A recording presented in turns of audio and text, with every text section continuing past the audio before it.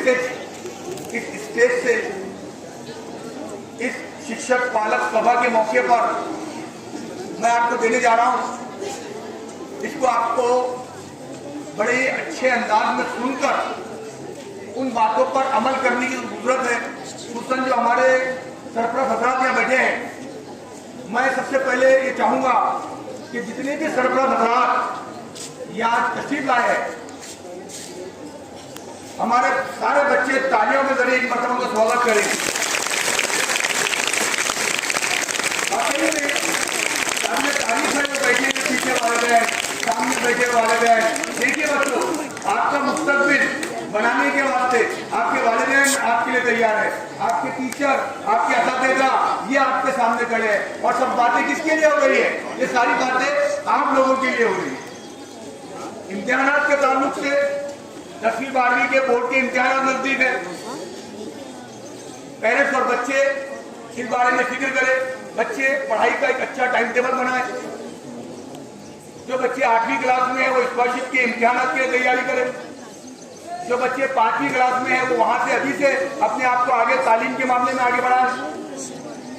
याद रखिए, जब आपको सीखना है, पढ़ना है, तो उसके लिए आपको कोशिशें करना पड़ेगी, और वो कोशिशें उसी वक्त होंगी जब आप खुद अपने आप को इसके लिए तैयार करें। एक मुस्बत सोच के साथ आपको यहाँ से उठना है।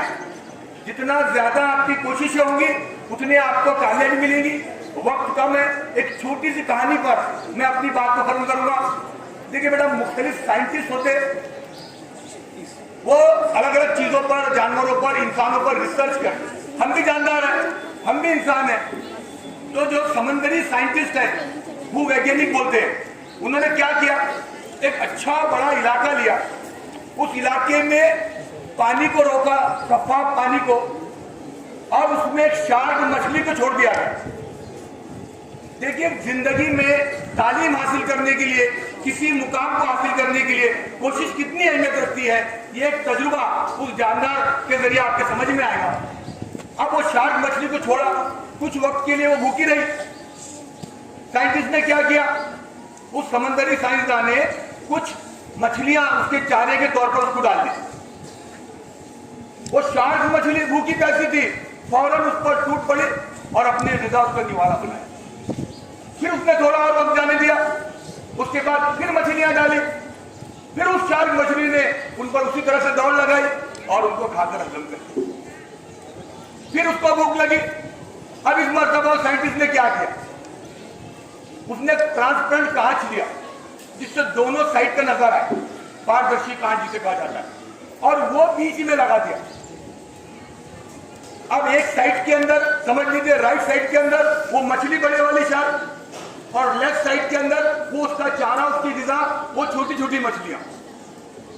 अब इसको भूख लगी, एक साइड से वो देख रही, उसको हरकत करती हुई मछलियां नजर आ रही, लेकिन जैसे ही वो उन पर हमला करना चाह रही, उनको पकड़कर खाना चाह रही, तो वो कांच से टकरा जा रही।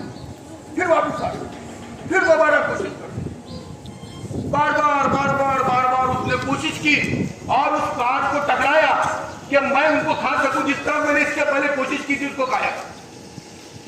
लेकिन बीच में ट्रांसपेरेंट कांच होने की वजह से वो उसको खा नहीं सकी।